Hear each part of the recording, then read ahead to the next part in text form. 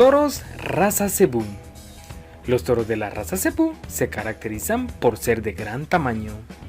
Además, la raza cebú es la más usada para ganaderías especializadas en carne.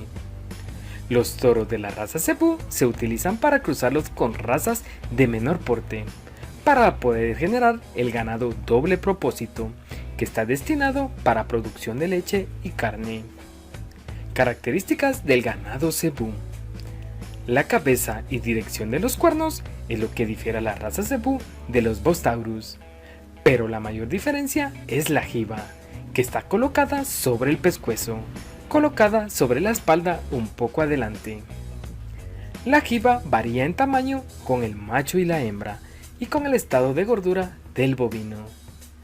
Tamaño y forma de orejas son básicas en la clasificación fenotípica, en tipos y razas de los cebuinos, ya que varían mucho en tamaños, siendo frecuentes las grandes y medianas.